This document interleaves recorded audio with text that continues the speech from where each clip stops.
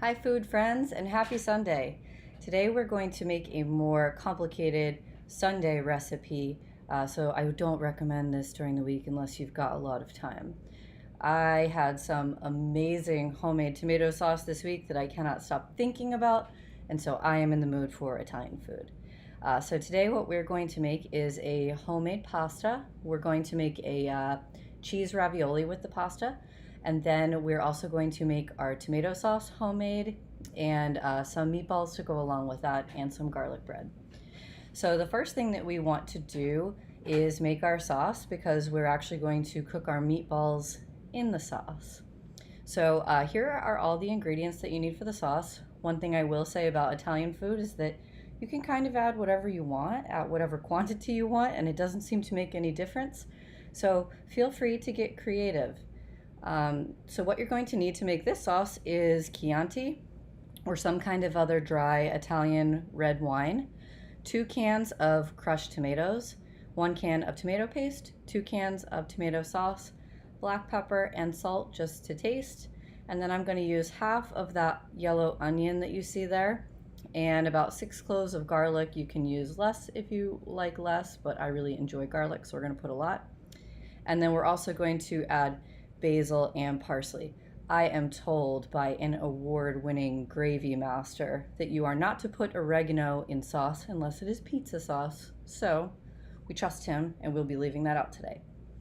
So the first thing you want to do is heat up some olive oil in a saucepan. I'm using a Dutch oven. You could actually cook all your meatballs in the Dutch oven too, but we're going to use a crock pot today. So once the olive oil is heated up, we're going to add our diced onion. We're going to cook it for about 4 to 5 minutes. Don't get it brown or anything, just till it looks kind of translucent.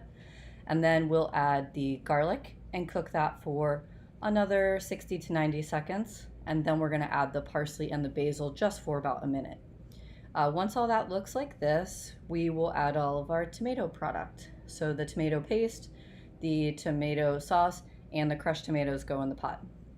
So we'll stir that up, add a little bit of salt and pepper. We'll probably add more later when we taste it when it's done. And then after that, we're going to add the red wine. Again, I don't really measure anything with Italian cooking, so I'm just going to throw about half that bottle in and stir it up and simmer it until the alcohol is cooked off. At that point, we'll move the sauce to our crock pot that is heated on high and waiting for us, and then we will start our meatballs. Okay, on to step 2. Now we're going to make our meatballs. My recommendation for the meatballs is to get a meatloaf mix. The meatballs come out best if you really use that meatball mix that's got the veal, pork, and beef combination. Some places like Whole Foods kind of sell it separated out for you like this, but that is definitely going to give you the best tasting meatball. So what we're going to do to make these is combine the meat, some breadcrumbs. Again, I don't really measure these, so just, whatever looks like enough. You can kind of see in the bowl here how much I have used. Then we're also going to add 2 eggs, a shallot, again, more garlic, and some Parmesan cheese, because let's get real, Italian food is just an excuse to eat Parmesan cheese and garlic in disgusting, copious quantities. So add those things, and then we're also going to add basil and parsley to this, and I am going to add some fresh oregano to the meatballs too, since we have some. So after that's been done, add a little bit of salt and pepper, and we're going to form our meatballs into balls of whatever size you want. Because I'm going to cook these in the crock pot, I'm going to make them a little bit bigger. I find that if you cook them in the crock pot and they're not teeny tiny, it helps you have a much more tender and flavorful meatball. Some people will just cook them on the stovetop. Some people will cook them in the oven if you don't have a lot of time and also don't want to make a big mess of your kitchen, so that is an alternative. But what I like to do is roll them in a little bit of flour first, and then I pan fry them on all sides to get them brown, and it gives them a little bit of a crunch. And then I'm going to transfer them into the tomato sauce that's sitting in the crock pot. And we're just going to leave those to sit in that sauce while the sauce reduces and gets more flavorful for about 3 to 3.5 hours. I am going to be leaving the crock pot on high I'll go and check the meatballs after about 2 hours and see how they look in the center, and if they look like they're pretty well cooked, then I'll go ahead and turn the crock pot down to warm. Okay, now that our meatballs are done, it's time to make the filling for our pasta. So the ingredients that you're going to need for that are ricotta cheese, fontina cheese, parmesan, and I'm going to throw in some fresh oregano, basil, salt, and pepper. So just mix all that into a bowl like you see here, and then set that aside. We're going to use that as the filling for our ravioli. So the next step is that we need to make our pasta dough. So we are going to use a food processor for this, and you can half this recipe if you want. It does make quite a lot. So what you're going to do is put 1 cup of flour and 2 cups of cake flour into the food processor, and add 4 egg yolks at room temperature and a pinch of salt and pepper if you want. So you're going to pulse the food processor to combine those things, and then you're going to slowly add some water. Do that pretty slowly and continue to pulse it, and you're going to stop when it turns into a ball. It's going to take less than 1 cup of water, so just keep a close eye on it.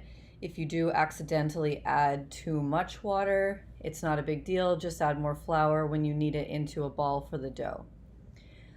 If you do not have equipment or desire to make pasta dough because you're trying to do this more quickly, there are 2 alternatives to making your own dough. So one is that places like Whole Foods or some of those other fancier grocery stores often offer pre-done fresh pasta in sheets for lasagna. You can just use that and use your pastry cutter to cut those into ravioli. Or you can also use wonton wrappers. They are a little bit thicker than pasta, so the texture will be somewhat different, but they work too. So if you want to use wonton wrappers, just go into the cold aisle in the grocery store near the produce. That's usually where they are, someplace in there. But if you are making your own at home, after you make your dough ball, we're going to put it through a pasta roller. So if you don't have a pasta roller, but you do have a KitchenAid, you can get an attachment for it. So that's what I'm going to be doing here. And the ideal thickness for the ravioli dough is going to be a number 5 on the KitchenAid. So what you'll do is keep flouring the dough between rolls until it's not sticky anymore. But you're going to start with putting it through on the number 1. You're going to put it through once and then fold it in half and put it back through again. Do it a couple of times until the dough is coming through without showing any holes or cracks in it.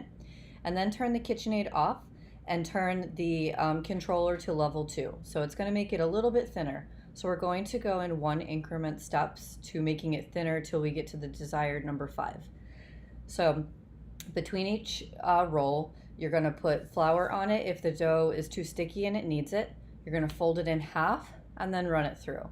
Then it's going to come through again, same thing, fold in half, run through. So once we're happy with the way it looks on number 2, we're going to go to number 3, repeat the same thing, number 4, the same thing, and then number 5.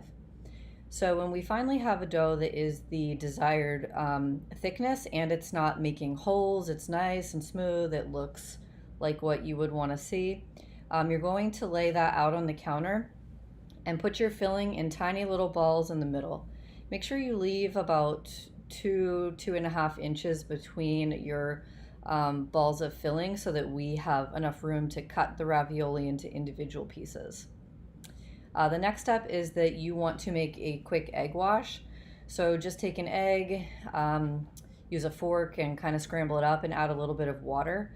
And then we're going to put that egg wash around the perimeter of the ravioli so that the top dough piece has something to stick to.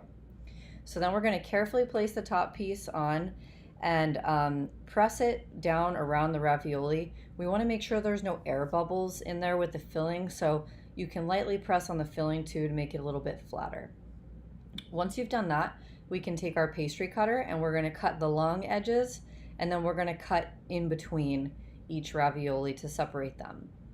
I'm trying to do this during nap time so that I'm all prepped for tonight and can have a nice dinner without having to do a bunch of work. So I'm going to be putting them on a floured piece of parchment paper, and setting them in the fridge for a couple of hours before I'm actually ready to cook them. Making pasta is truly a labor of love. Only do it for the people you really care about because it's a ton of work. And if you want to make tortellini, only do that for people you really, really love because that's even more work than ravioli. But it is fun, and if you have little ones around, it is super fun for them to get engaged in, and they like, running it through the roller and everything, so it is fun. So we're going to check on our sauce and our meatballs and see how those guys are doing. Before we put our pasta into the sauce, we're going to prep our garlic bread. So all we're going to do is take our loaf of Italian bread, cut it in half, and we are going to put a mixture on top of butter and garlic. This is the kind of butter that I like. We don't typically eat butter, but it's Sunday night and we're having a special Italian feast, so we're going to do it.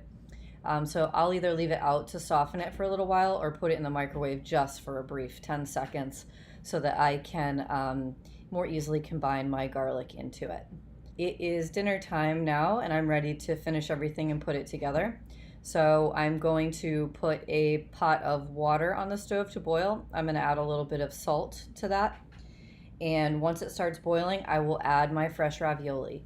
Keep in mind that fresh pasta cooks way, way faster than the dried store-bought kind. So that's a cattail. Charlemagne getting his moment of fame. So the ravioli will only cook for about 3 minutes or so. You'll know they're done when they float to the top. So quickly take them out and put them on a plate. And then we're going to put our homemade sauce and our meatballs next to them. While all this was going on, we had our prepared garlic bread and we put that into the oven under the broiler for just a couple of moments. So plate that as well. Okay, so now we are ready to eat. We have our finished pasta, we have our garlic bread, and we have our homemade sauce and meatballs. So let's see what everybody thinks. Do you like it? Mama, shush. Mama. Mama. All right. Well, what kid doesn't like pasta? So thanks for watching, everybody, and have a nice Sunday.